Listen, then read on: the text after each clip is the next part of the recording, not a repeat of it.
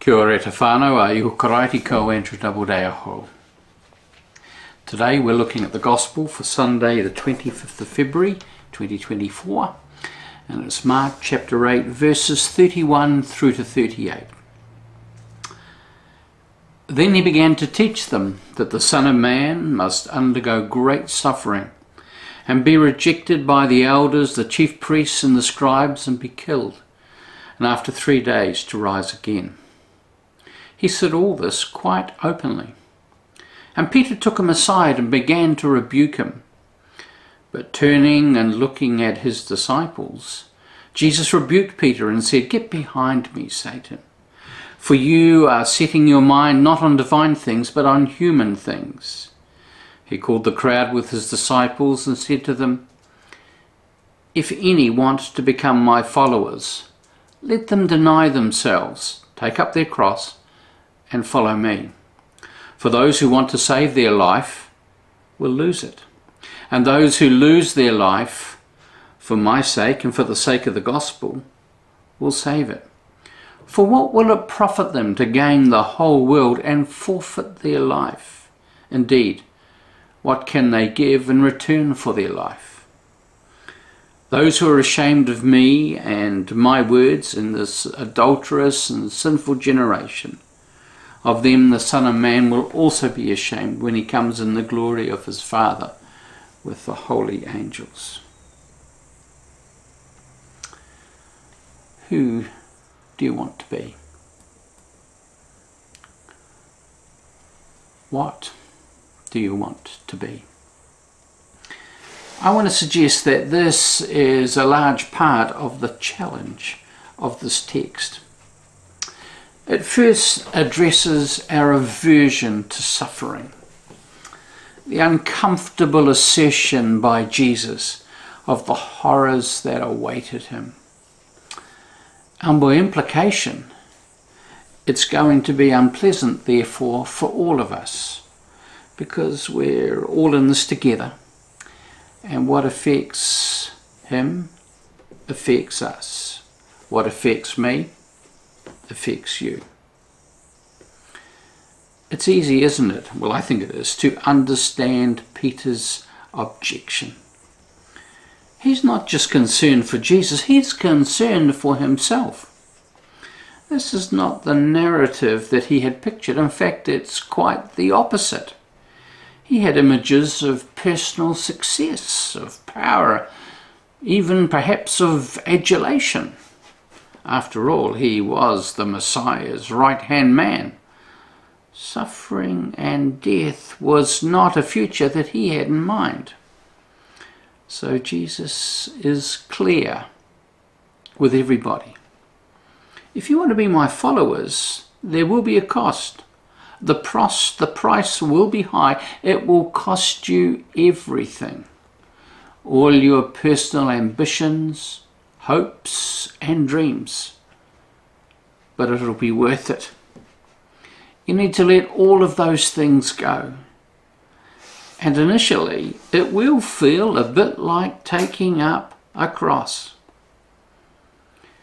Yet there's a sense that he's saying to us, I want you to think of it not so much as a cost, but as an investment.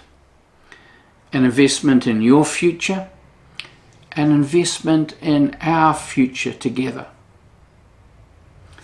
Let's hear these central words again. For those who want to save their life will lose it, and those who lose their life for my sake and for the sake of the gospel will save it.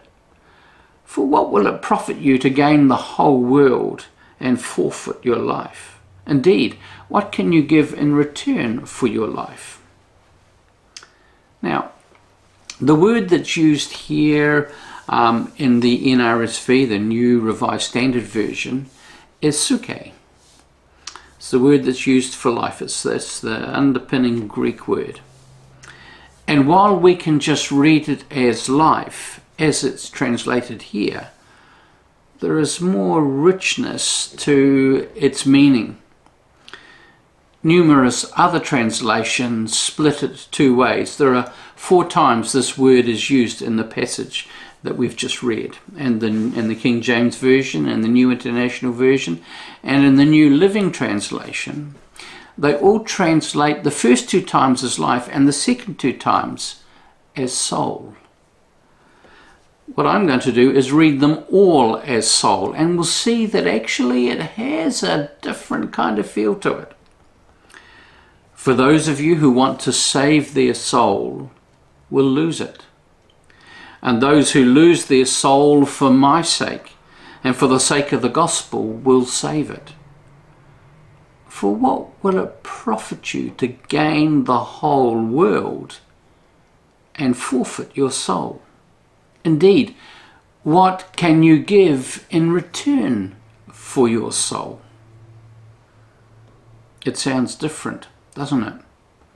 The concept of soul, which suke implies, is much more than simple life force, much more than the simple animating principle, than the source of consciousness. It implies the essence of who we are, the complex mixture of factors that make you you and me. And it's more than a mysterious, non-definable spiritual reality. It includes the whole of us. Body, yes, I said body, the physicality, spirit, mind, because these all work together to make us who we are. A soul is not just something we have, it is who we are. So the question is, who are we becoming, or what are we becoming? Are we people obsessed with our own success by the sum of our possessions, with our own status by how we're viewed by others, with our own comfort, making sure that we've built a hedge and have buffered ourselves from the possibility of suffering? I've said numerous times that Jesus is not primarily concerned with our success. He's not primarily concerned with our happiness. He's not primarily concerned with our comfort. Jesus is concerned with the development of our character, with who we're becoming. And this project of becoming can involve loss, though not always. It can involve suffering, though not always. It can involve sacrifice, though not always. Jesus invites us to follow him. What's important to him becomes important to us. That his values and ways of seeing the world become our values and ways of seeing the world. That his concern for others and the whole of creation become our concern for others and the whole of creation. Does this mean we all become clones of Jesus? Little cookie cutter models of Jesus? No. It does mean that we'll become the most complete version of ourselves possible, as different from one another as our biology and DNA, as our upbringing and experiences, as our giftings, enthusiasms and callings make us. Each of us created uniquely, fully and powerfully ourselves, bound together under the headship of Christ. As I said, we need to reframe the option to follow Jesus as an investment rather than as a cost, driven by a vision of whom we might yet become, where lives are marked by love, joy, peace, patience, kindness, goodness, gentleness, faithfulness, self-control, rather than selfishness, misery, anxiety, a short fuse, meanness, jealousy, arrogance, impurity, indulgence. And we get to choose every moment of every day what that ultimately will look like. We get to choose where our choices are taking us. We get to choose the kind of people we're becoming.